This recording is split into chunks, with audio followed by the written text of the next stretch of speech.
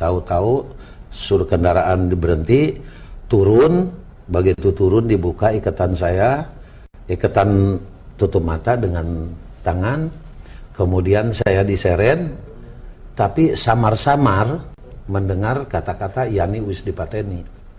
Yani wis dipateni. Yani Jenderal Yani. Ya, wis dipateni. Ya, artinya jadi, telah dibunuh. Telah dibunuh mungkin ya. Jadi saya hanya Yani kan kalau tidak salah dalam hati itu kan Kepala Staf Angkatan Darat. Kemudian saya dimasukkan ke dalam tenda. Begitu masuk ke dalam tenda, ya remang-remang karena sudah mulai pagi, saya melihat orang-orang yang didudukan di bangku-bangku tetapi dengan terikat tangan ke belakang dan matanya ditutup. Ada juga yang di bawah, ada yang pakai baju kimono, ada yang berdarah. Tapi karena saya buru-buru dibawa lagi ditawan di depan rumah, karena waktu itu yang menangkap saya tuh melapor kepada seseorang bahwa pengawal Jenderal Penjahitan ditawan. Siapa itu Jenderal Penjahitan? Tidak tahu. Dibawa, ditaruh di depan rumah. Di teras rumah itu ada bangku-bangku sekolah dan papan bor. Tidak lama kemudian sudah terang melihat kerumunan-kerumunan yang menamakan dirinya sukarelawan dan sukarelawati. Tetapi orang itu adalah pemuda rakyat dan gerwani dengan kelengkapan senjatanya saja sudah melebihi dari ABRI. Ada yang pakai AK, ada yang pakai GEPMI. Karena saya duduk-duduk itu pakai senjatanya GEPMI. Padahal itu dia bukan tentara, adalah sukarelawan-sukarelawati. Setelah ditawan di luar, di depan rumah, yang gak jaga saya ini adalah gerombolan-gerombolan pasukan.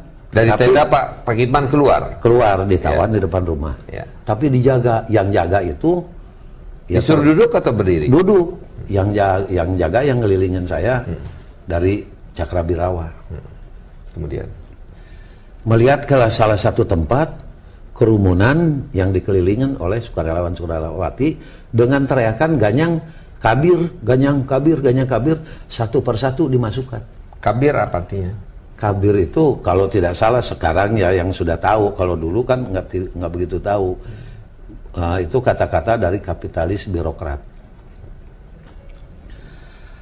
Setelah yang itu dimasuk-masukin kemudian disusul oleh serhentetan tembakan oleh seseorang. Orang ini masih hidup? Orang-orang ini yang dimasukkan ke dalam? Yang dimasukin duluan juga disusul, ditembak juga dari atas.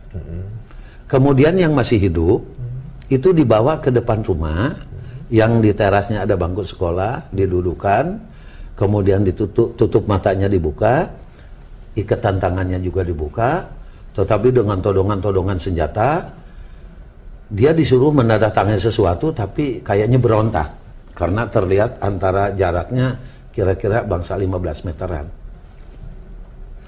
Berontak, kemudian dengan emosinya yang nodong-nodong itu kemudian diperintahkan tutup lagi mata, ikatan tangannya diikat kembali, kemudian disuruh berdiri, didorong, diseret, ditendang, didorong pakai popor senjata, kemudian diseret, dimasukin, kemudian disambut lagi oleh teriakan ganyang kabir. Dimasukkan lagi, kepalanya lebih dulu, baru disusul oleh serentetan tembakan. Jadi waktu dimasukkan ke dalam lubang itu belum mati, belum meninggal? Belum mati. Semuanya? Yang berbintang 2 dulu. Satu orang? Satu orang dulu. Pada saat disusul oleh serentetan tembakan, hati saya kan sudah tidak tahan waktu itu. Mungkin giliran saya. Kemudian kalau dia habis nembak selalu ngeliwatin saya ditawan. Orang yang nembaknya itu sepintas kelihatan dia setrip 4 di sini. Tidak lama lagi dia dipanggil lagi, dorong lagi, seret lagi, masukin lagi. Beberapa kali. Saya satu aja, saya hanya mohon kepada Allah Subhanahu wa Ta'ala aja. Waktu itu udah sudah udah nggak bisa berbuat apa.